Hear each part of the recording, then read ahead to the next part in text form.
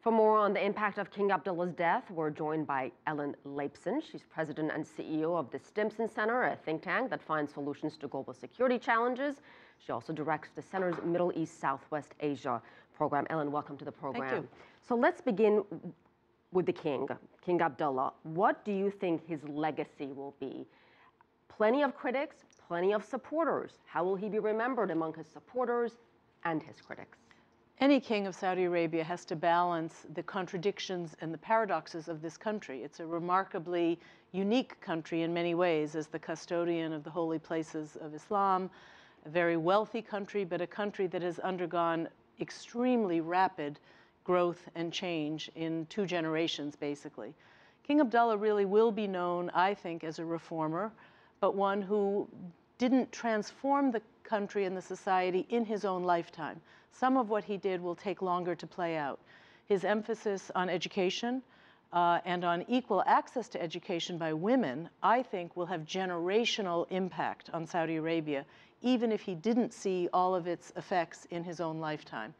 He was a staunch Saudi patriot and nationalist on regional issues such as Palestine.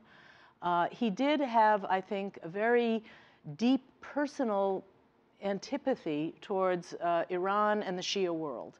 And I think it's possible that different Saudi leaders may decide to take a somewhat more accommodating or flexible position on Iran than King Abdullah himself did. Interesting. So let's talk about the new king, King Salman. What do we know about him? We heard one of the analysts say he's just as conservative and as religious as his brother. Do you expect any changes in terms of policy, in terms of foreign policy, domestic policy, that King Salman can carry through that Abdullah could never do?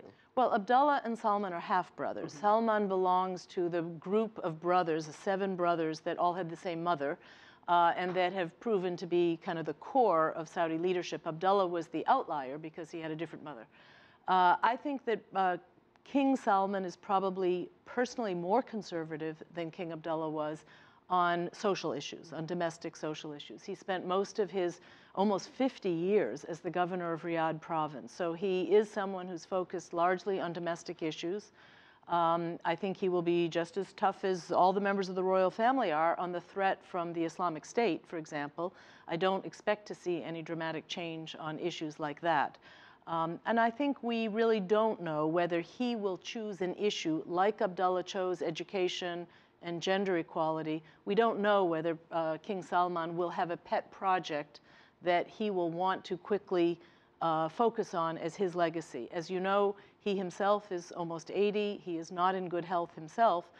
So he may feel that most of his career and his contribution to Saudi development has already taken place. Ellen, how much does the conservative Saudi culture and the social norms within the Saudi society play a role in any democratic reforms? Even if the leader wanted to make these changes, it will be rather difficult because of those limitations. Absolutely. It's definitely difficult, but I do think demography over time will require any Saudi leader to be willing to introduce some elements of change. Saudi Arabia now has young people who are better educated than their parents and their grandparents. And along with economic opportunity will come some expectation that they can participate more broadly in national life. So even if they don't want Western-style democracy, they may want to participate more in national life and in politics of some form. So I do think that the ultra-conservative elements will always be part of Saudi national identity, but we should not assume that they represent the majority opinion, particularly as young people who are well-educated move into positions of greater responsibility. So Saudi Arabia will change over time, but it will always have these very distinct religious and social characteristics because of the unique role that it plays in the world of Islam. And I have to ask you a question about Yemen. A lot of concern about instability in the region, Saudi Arabia's southern neighbor.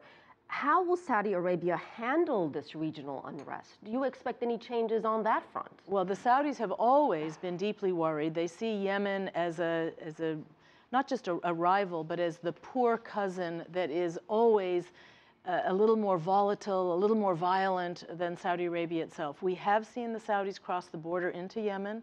when the Houthi rebellion was located close to their border. Now that the Houthis are finding a role in the capital city, I think this is definitely a national security crisis for the Saudis.